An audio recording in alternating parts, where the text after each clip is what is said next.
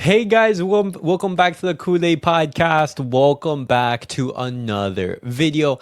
On today's video, guys, we're going to be talking about Barcelona's opponent in the Copa del Rey because the draw did happen and we know who our opponent is going to be for the semifinals of the Copa del Rey. And then as well, we're going to be talking about some transfer news and talking about Robert Lewandowski, what is the latest in regards to his future.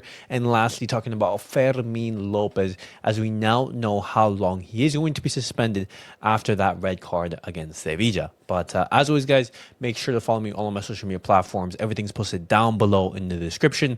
Go over there and check me out. That way you guys stay up to date with everything that I do on the channel. But guys, let's get started with the video.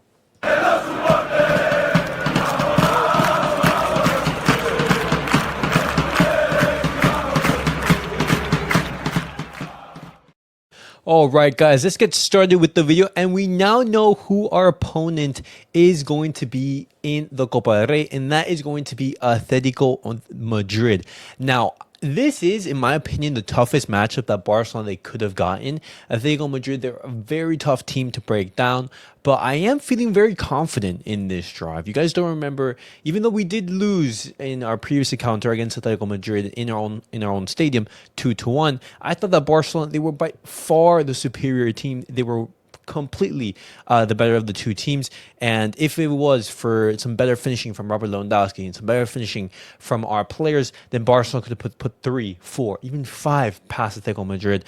And looking at that performance, it gives me confidence knowing that Barcelona they can beat Atletico Madrid, but it is, out of the remaining opponents, the most tricky matchup in my opinion. And in regards to when Barcelona they are going to be playing, the first leg, which is going to be in our own stadium, that is going to be playing between the 25th and the 27th of February, late February, and the second leg, which is going to be playing at the Wanda, it's going to be played in the first couple of days of April, between April the 1st and April the 3rd. And so Atletico Madrid, they have a slight advantage there, having the second leg in the Wanda, but I'm still very confident about Barcelona's chances of advancing into the final of the Copa del Rey.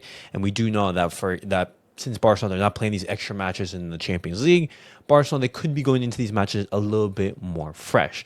But moving on now, guys, I want to be talking about Robert Lewandowski, because Robert Lewandowski, we already know that he had a clause in his contract that automatically renewed him if he at least played half of the matches. But Lewandowski, he has reached an agreement with Barcelona to stay for another year. Hansi Flick, John Laporta, and the club, they've all decided that they want Robert Lewandowski to stay for another season, but he would only be extending for 1 more year, and there would be no more extensions after that. And so that could potentially mean that Robert Lewandowski's final season at the club could be next year. And in regards to that, I think it's a good move. You have Robert Lewandowski for 1 more year, but that does not mean that Barcelona, they should not be going out into the market. And when we talk about Barcelona's, movement in the market, Alexander Isak is one of the names that Deco he likes a lot, and is one of the favorites for Barcelona to strengthen that attack. And so if you're keeping Robert Lewandowski, you're having him on the bench, and your priority is to bring in a player like Isak, whose all-around game is absolutely fantastic, who has generally matured and developed after that move to Newcastle. Barcelona, they could be very, very well suited and reinforced in that attacking position.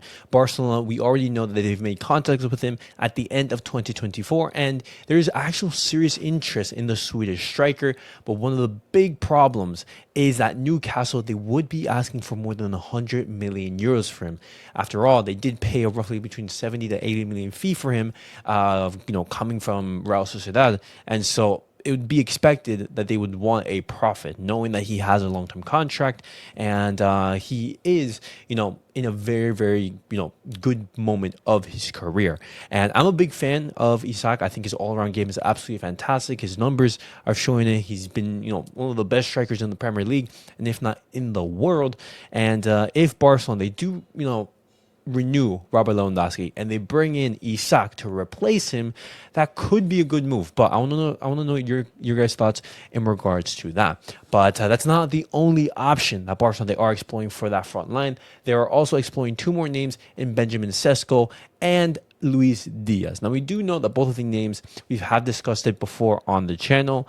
Benjamin Sesko, I think he's a fantastic, talented player, but I don't think he's, much more suited to Barcelona. He's, I think, a player who's much more suited to the Premier League.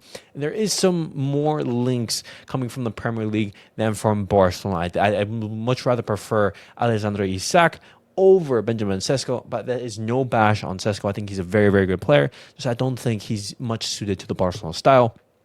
And Luis Diaz, I think he's absolutely fantastic. I do think that he has a similar profile to Rafinha, and we know how well Rafinha is playing this season. Could the same be happening for Luis Diaz? But then again, the price would be an issue. But those are some names that Barcelona they are looking at to reinforce the attack in the upcoming summer. That's absolutely fantastic. We want to do our homework now. That way in the summer, we know our priorities. We know where to reinforce the squad. And I really like that Barcelona, they are working to basically add some depth and some, I would say, attacking firepower to the team. But the last thing that I do want to discuss with you guys is in regards to Fermin Lopez, because after Fermin Lopez, he was sent off against Sevilla.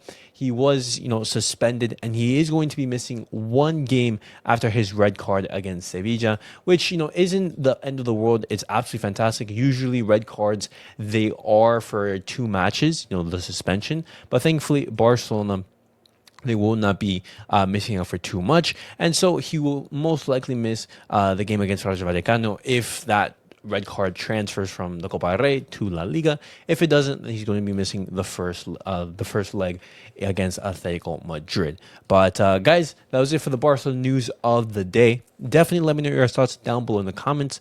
What do you guys make of Barcelona's clash against Atletico Madrid? How are you guys feeling? Are you guys feeling confident? Do you guys think that Barcelona, they have a very tricky situation ahead of them? What do you guys make of Barcelona looking to renew Robert Lewandowski, him staying for 1 more year? And if that does happen, Barcelona, they would be also looking to reinforce the attack with Alexander Isak, the Swedish striker from Newcastle. Let me know your thoughts down below in the comments. And as always, guys, make sure to like, subscribe, and comment. And I'll see you guys all in the next video. Peace out, guys.